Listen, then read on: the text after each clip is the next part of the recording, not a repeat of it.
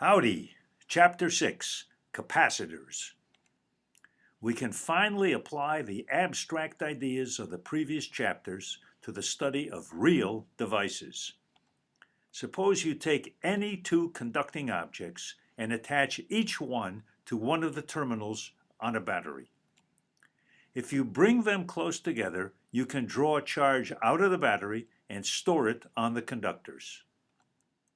The system of two conducting objects is called a capacitor.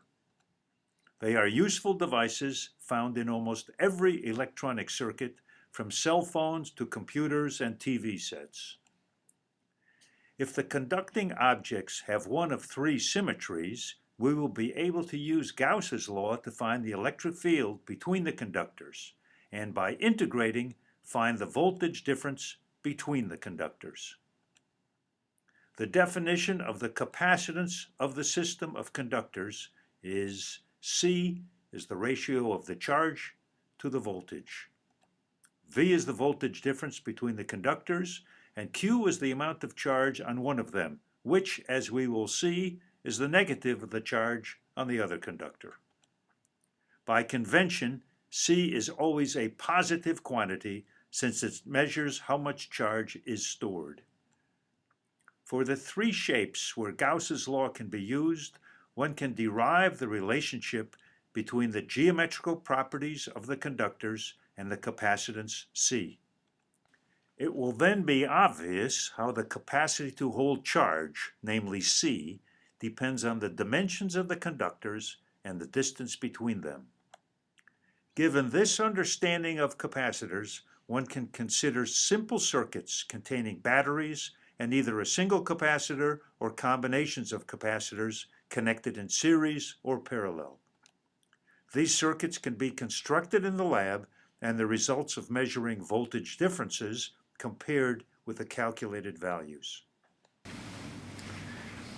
going to do a couple of demonstrations just to illustrate capacitance, the capacity of some geometrical configuration of conductors to pull charge, store charge, pull it out of a power supply. We're actually going to be using pretty high voltage here, 3,000, 2,000, or 1,000 volts, which could definitely be hazardous to your health. The point is, capacitance, we will find, is A epsilon 0 over D. The area of the plates times that ubiquitous epsilon 0 divided by the distance between the plates. Since these plates are small, like less than 1 square foot of area, and the distance might be a couple of inches, A over D is small. Epsilon is something like 10 to the minus 11th. So even if we connect these two plates to a 3,000 volt power supply, the amount of charge that's going to be stored on the plates is so small that it's not dangerous. Although I am a bit afraid, but according to my calculations, I should not be afraid. So the first thing we'll do, we have this power supply at 3,000 volts. I will, for a short period of time, connect it to the two parallel plates. This is a strange voltmeter, but it's just a voltmeter, and it measures about 4. That does not mean there's 4 volts difference, but just 4 in some arbitrary scale. I can now discharge this and change the voltage supply to 2,000 volts instead of 3,000.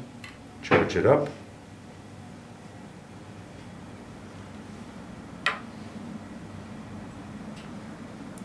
And instead of 4 units, it is 3 units, indicating that because C has stayed the same, we've changed V, we change Q. And again, if we change this to 1,000 volts,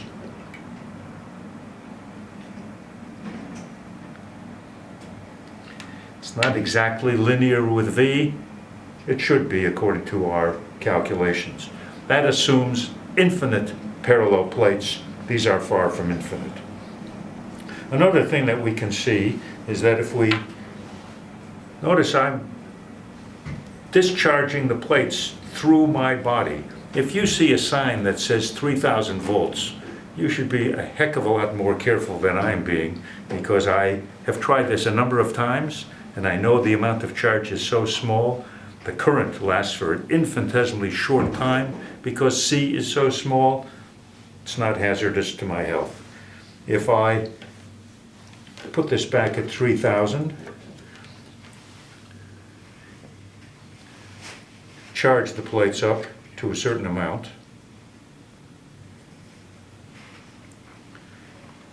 now the charge on the plates is going to stay the same. If I move the plates closer together, according to our calculation, C becomes larger, therefore V should become smaller. If I move the plates closer together, the voltage between the plates decreases. If I move them farther apart, the voltage increases. Because they're not infinite parallel plates, if I move it too far, nothing will happen. It's as if they're 2 points. By the way, we are not going to study dielectric materials, but those people who think the book is useless, in fact, if we insert the book between the plates of the capacitor, it changes the capacitance. So depending on what capacitance you want, you can change the area, you can change the distance, or you can change the material between the plates.